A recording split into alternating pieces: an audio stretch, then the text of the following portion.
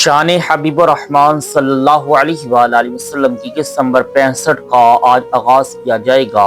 اللہ تعالیٰ کا فرمان عالی شان ہے، ان اللہ و ملائکتہ یصلون علی النبی یا ایہا الذین آمنوا صلوا علیہ وسلموا تسلیما۔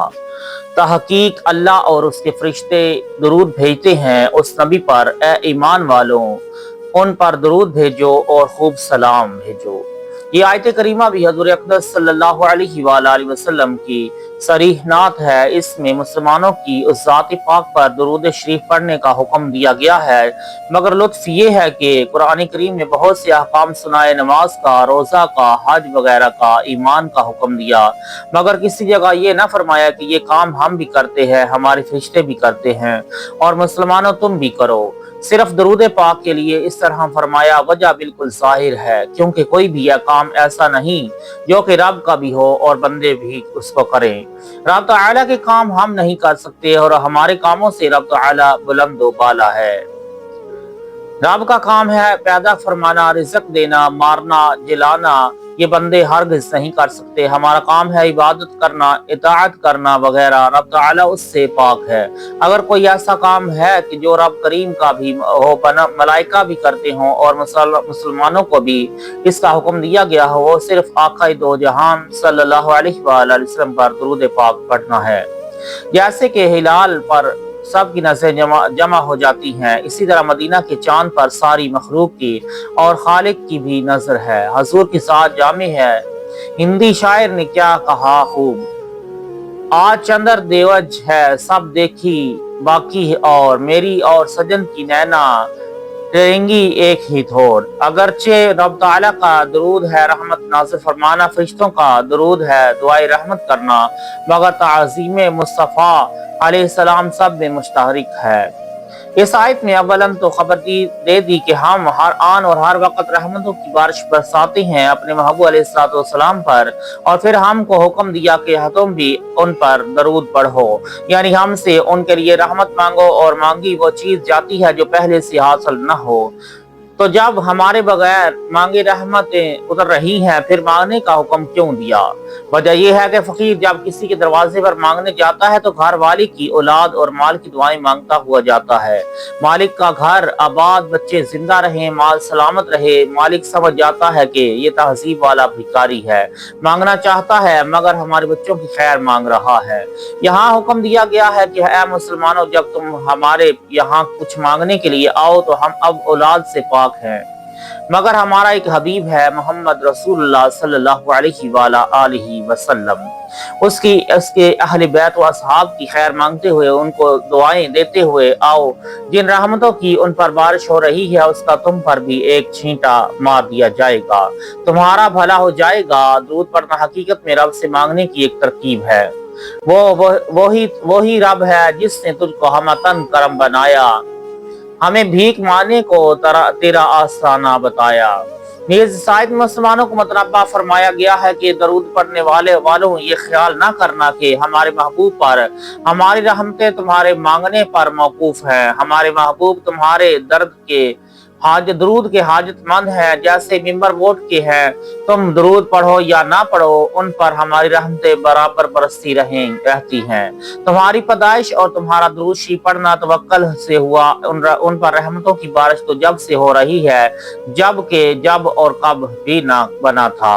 جب یہاں وہاں کہاں سے پہلے ان پر رحمتیں ہیں، تم سے دعا منگوانا تمہارے بھلے کے لیے ہے۔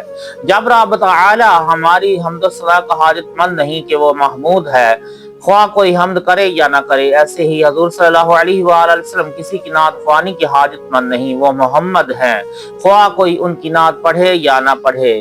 حمد الہی کے لیے کافی حضور کافی، اور نعت مصطفی کے لیے رب بس ہے۔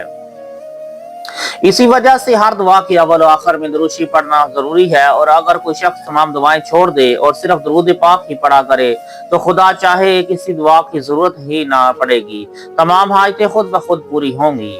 مشکوٰۃ شریف باب الصلاۃ علی النبی صلی اللہ علیہ وسلم میں ابی ابن کعب رضی اللہ تعالی عنہ کی ایک حدیث نقل فرمائی ہے کہ انہوں نے عرض کیا کہ یا رسول اللہ میں کس قدر درود شریف آپ پر پڑھا کروں؟ فرمایا جس قدر چاہو۔ عرض کیا کہ چوتھائی پڑھوں، یعنی 3 حصہ دیگر وظیفے اور دعائیں اور چوتھائی حصہ درود شریف۔ فرمایا جتنا چاہو، مگر اگر اور زیادہ کرو تو بہتر ہے۔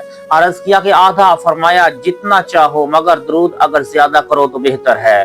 عرض کیا کہ اچھا 2/3 درود شریف۔ فرمایا جس قدر چاہو، مگر اگر درود اور زیادہ کرو تو بہتر ہے۔ عرض کیا کہ کل درود شریف ہی پڑھا کروں گا، یعنی بجائے دیگر دعاؤں اور وظیفوں کے صرف درود پڑھا کروں گا۔ فرمایا کہ اذا یکفی ہمک ویکفر لک ذنبک، تو یہ درود تمہارے سارے رنج و غم کو کافی ہے اور تمہارے گناہوں کو مٹا دے گا۔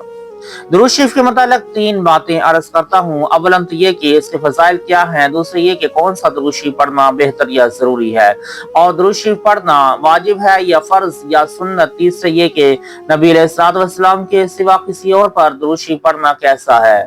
نمبر 1، درود پاک کے فضائل بے شمار ہیں جن کے لکھنے کو دفتر چاہیے۔ اگر کچھ ان کی تفصیل دیکھنا ہو تو تفسیر روح البیان، یہی آیت اور مدارج النبوت اور نصیب ریاض شرح شفا شریف قاضی عیاض اور محاب الدنیا کا مطالعہ کرو۔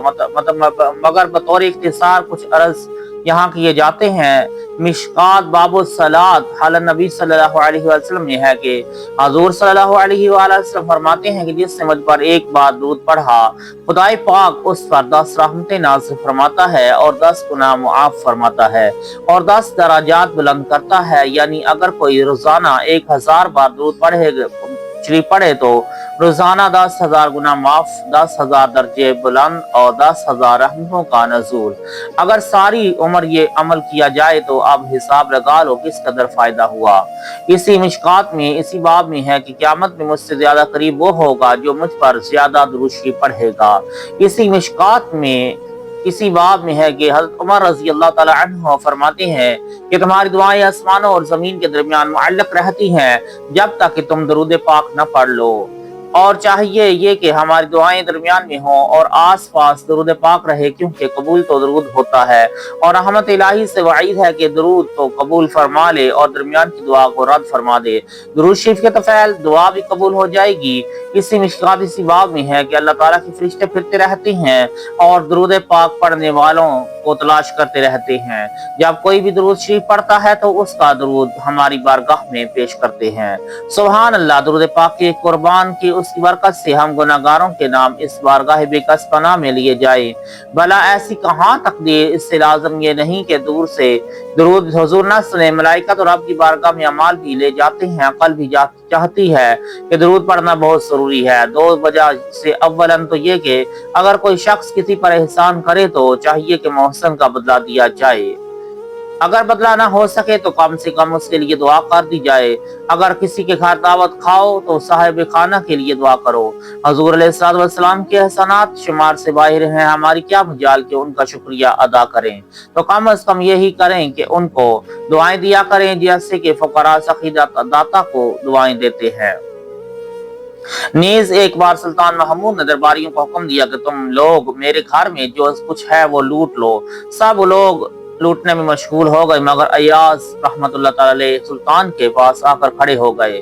سلطان نے کہا کہ ایاز تم کیوں نہیں گھر کچھ لوٹتے؟ عرض کیا کہ سب نے تو مال کو لیا، میں تو حضور کو لیتا ہوں جو مالک ہیں۔ سلطان نے کہا تم نے مجھ کو لیا، میں نے بھی تم کو لیا، تم میرے اور میں تمہارا۔ اسی طرح تمام دعاؤں سے تو دنیا ملتی ہے، مگر درود پاک کی تلاوت سے دنیا والے یعنی محمد رسول اللہ صلی اللہ علیہ وآلہ وسلم ملتے ہیں۔ جب وہ ملے تو پھر کمی کس چیز کی کمی ہے؟ دنیا کو مبارک ہو، دنیا اللہ کرے وہ مجھ کو ملے۔ ہر سر میں جن کا سودا ہے، ہر دل جن کا شیدائی ہے۔ درود پاک دعاؤں اور عبادت کی رجسٹری ہے۔ جیسے بیمہ لیبل لگ جانے سے مال ضائع نہیں ہوتا، مقصود تک پہنچ جاتا ہے، ایسے ہی درود پاک کی برکت سے نیکیاں قبول ہوتی ہیں۔ اسی لیے ہر دعا میں درود شریف پڑھا جاتا ہے۔ میں مجرم ہوں آقا مجھے ساتھ لے لو، کہ رستے میں ہے جا بجا تھانے والے۔